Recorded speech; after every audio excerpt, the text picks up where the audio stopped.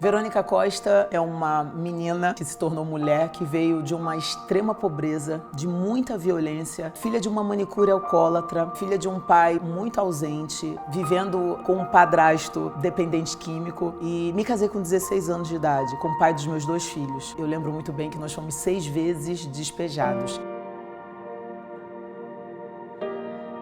Nos dedicamos ao movimento funk, teve o Soul Black Music, mas a participação da Mãe Loira foi no funk nacional. Quando a gente tem um baile de corredor, onde a juventude desgovernada dava aquele grito de socorro, brigando nos bailes, onde a Mãe Loira chegava naqueles bailes e sempre levava uma palavra, um encaminhamento. Tudo que eu gostaria que fizessem comigo, eu sempre tive esse cuidado. E por esse motivo me chamavam dentro dos bailes de Mãe Loira. E eu me sinto assim, sempre muito honrada por Deus, por ter mudado esse destino dessa juventude. Quando começamos a colocar o funkeiro, o favelado, para cantar em cima de um palco. E isso foi transformador, foi libertador para a nossa cultura popular, que é o funk.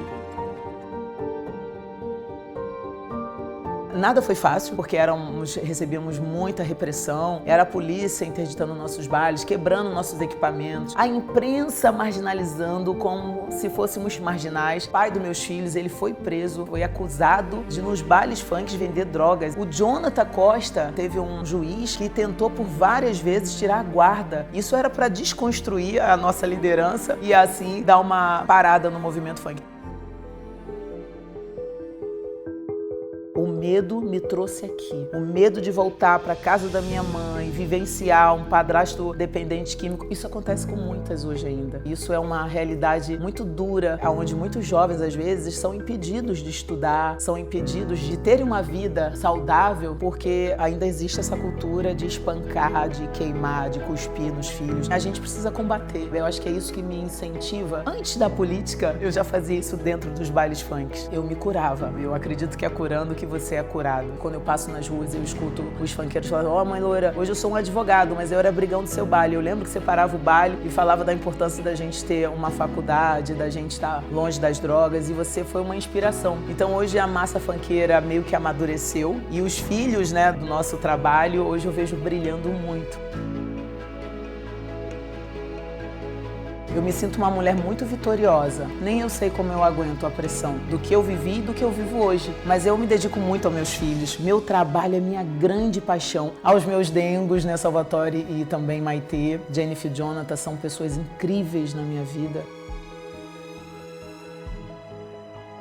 Hoje, imagina que aquela mulher que deu voz aos jovens, funkeira, eleita numa das cidades mais importantes, mais lindas do mundo, eleita 6 vezes vereadora aqui no Rio de Janeiro. Me dói perceber que a população está tão sozinha e muitas das vezes eles são invisíveis para as autoridades. E aonde o meu mandato chega, com um gabinete na rua. Eu vou para a rua de segunda a sexta, independente de campanha, e ali a gente acolhe aquela pessoa que já se acostumou com o sofrimento, que já não acredita mais na Constituição. É o abuso sexual contra as crianças, eu recebo muito. Mulheres com o rosto deformados, mulheres que a gente consegue tirar de um relacionamento abusivo através do nosso mandato, encaminhando para as autoridades. O nosso mandato é muito bonito, sabe? Continua assim, fazendo a diferença na vida de muita gente. Eu não abro mão de estar na rua com o gabinete. Sol a sol, chuva a chuva. Hoje, ser autora de mais de 150 leis na Câmara Municipal, é muito legal o nosso trabalho.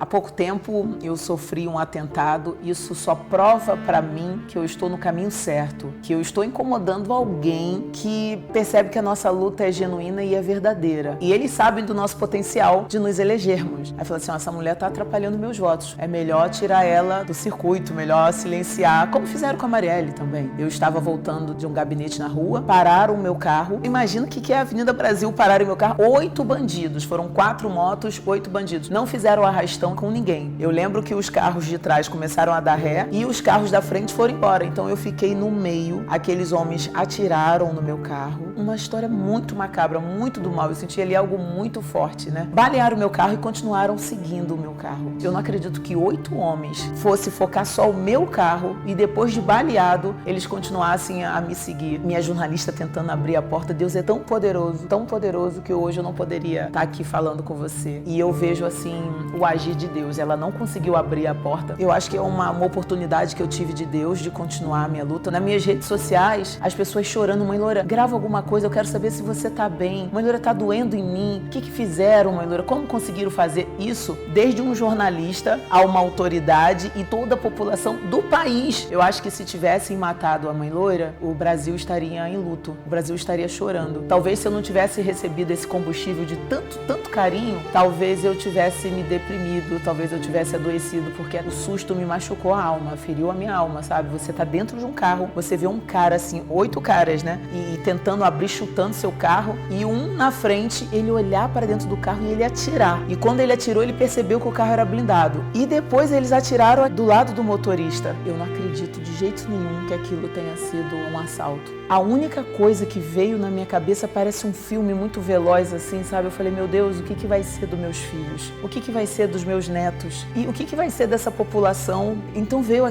uma revolução de sentimentos, né? Aquela adrenalina muito forte, e ao mesmo tempo eu percebo que a gente está incomodando muita gente. E se a gente está incomodando muita gente, é porque a gente está no caminho certo. Eu só tenho que agradecer a Deus.